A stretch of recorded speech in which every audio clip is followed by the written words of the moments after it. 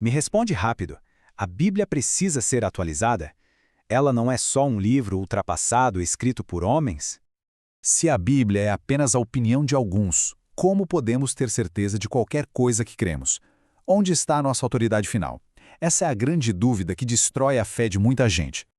É exatamente por isso que hoje começamos a desvendar a Confissão de Fé de Westminster. No capítulo 1 das Sagradas Escrituras, vamos encontrar a resposta definitiva para essas perguntas. Eu vou te provar porque a Bíblia é suficiente, infalível e, acima de tudo, a Palavra de Deus. Já se inscreve e vem comigo para o capítulo 1. Ok, para a gente encontrar essa resposta, a gente tem que começar do comecinho, né? A Confissão de Fé ela é muito didática. Ela começa explicando por que, afinal, uma revelação escrita de Deus é tão necessária. E é aí que entram dois conceitos-chave, a revelação geral e a revelação especial. Olha só que interessante a forma como a Confissão organiza isso. Basicamente, existem duas maneiras de Deus se revelar. De um lado, a gente tem o que chamamos de revelação geral. Sabe, é só olhar para a natureza, para o universo. É impossível não ver a mão de um Criador. Este estudo deixa claro que isso já torna a humanidade indesculpável. Mas do outro lado tem a revelação especial. É aqui que a Escritura Sagrada entra em cena. Ela é diferente, ela revela a vontade de Deus para a nossa salvação. Então, o ponto central é exatamente esse. A natureza, a criação, ela grita que existe um Criador, mas ela não ensina o caminho da salvação. Ela não nos diz como a gente pode ter um relacionamento pessoal com esse Deus. E foi por isso que Deus escolheu se revelar de um jeito mais pessoal, mais direto. E para garantir que essa revelação não se perdesse ou fosse distorcida, ele ordenou que fosse tudo colocado por escrito. É por isso que a Escritura é simplesmente indispensável. Beleza. Então, a gente já entendeu que Deus quis que sua palavra fosse escrita para ser preservada. Mas isso, claro, levanta uma outra pergunta. Uma pergunta gigantesca, na verdade. Quais livros são de fato a palavra de Deus? Como a gente sabe qual livro entra e qual não entra? Bom, é para responder isso que existe o conceito de cânon da Escritura.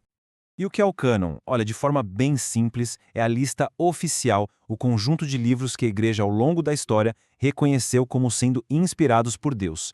A Confissão de Fé é bem direta nesse ponto. São os 39 livros do Antigo Testamento e os 27 do Novo. Ponto. E esses livros juntos formam a única régua, a única regra para a nossa fé e para a nossa vida. Mas como é que a igreja chegou nessa lista? Foi alguém que decidiu do nada? Claro que não, foi um processo muito sério. Este estudo mostra que existiam critérios bem rigorosos. Por exemplo, o livro tinha Jesus como centro? Ele era coerente com o resto que já era aceito como escritura? E o ponto talvez mais importante, ele tinha ligação com os apóstolos? Foram esses filtros que ajudaram a igreja não a criar o cânon, mas a reconhecer os livros que já eram a palavra de Deus. E aquela pergunta clássica sobre os livros apócrifos, aqueles que a gente vê em algumas Bíblias, mas em outras não. A posição da Confissão de Fé é muito clara. Como eles não são de inspiração divina, eles não fazem parte do cânon. Podem até ser livros históricos importantes, mas são escritos humanos. Eles não têm autoridade divina sobre a Igreja de Deus. Tudo isso nos traz de volta para aquela questão do começo, a dúvida principal. Ah, mas a Bíblia foi só escrita por homens. Então, de onde vem a autoridade dela? Qual é a fonte do seu poder? E a resposta da confissão é simplesmente demolidora. A autoridade da Escritura Sagrada não depende do testemunho de nenhum homem, nem de nenhuma igreja. Ela depende totalmente de Deus, que é a própria verdade e o seu autor. Ou seja, a autoridade não vem de baixo para cima, de uma decisão humana. Ela vem de cima para baixo, direto do próprio Deus. É por isso que ela tem que ser recebida como o que ela é, a palavra de Deus.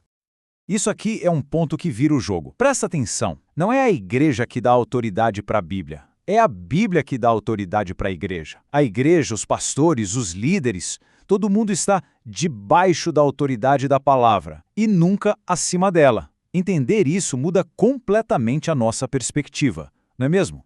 Tá, mas, além de todos esses argumentos lógicos e históricos, como a gente pode ter aquela certeza no coração, aquela convicção pessoal? A Confissão de Fé toca num ponto fundamental, a obra interna do Espírito Santo. É Ele quem testifica no nosso coração, que nos convence e nos dá uma certeza plena, inabalável, de que o que estamos lendo é de fato a verdade de Deus. Certo. Então a Escritura tem autoridade divina. Mas será que ela está completa? Será que é o suficiente? Ou a gente precisa de alguma outra coisa para a nossa fé? Uma nova revelação? Uma tradição? A palavra de um líder? É aqui que entra a doutrina da suficiência da Escritura, que amarra tudo que a gente viu até agora. Se ela é palavra de Deus, se a sua autoridade vem de Deus, então ela é completa. E a consequência disso é gigantesca. Nada mais precisa ou pode ser adicionado. Nenhuma nova revelação, nenhuma tradição da igreja, nada. O que tinha para ser revelado para nossa salvação já está ali. A ideia é bem simples, na verdade. Tudo o que a gente precisa saber para glorificar a Deus e para a nossa salvação, fé e vida, ou está escrito lá com todas as letras, ou pode ser claramente deduzido do que está escrito. O ponto é, não falta nenhuma peça essencial no quebra-cabeça. Então, vamos recapitular os pontos principais dessa nossa análise do capítulo 1. Primeiro, a Escritura é absolutamente necessária para a gente conhecer a Deus de um jeito que salva. Segundo, a autoridade dela não vem dos homens, vem de Deus. Terceiro, é o Espírito Santo que nos dá a convicção interna de que ela é a verdade. E para fechar, quarto, ela é completa e suficiente. Nada precisa ser adicionado. Pois é, a Confissão de Westminster nos dá uma base de granito para a nossa fé. Mas a questão que fica no final é para cada um de nós refletir. Se a Bíblia é de fato tudo isso, se ela é a autoridade final, inabalável e suficiente, como é que isso deveria mudar na prática o nosso dia a dia? Como isso molda as nossas decisões e a forma como a gente enxerga o mundo hoje?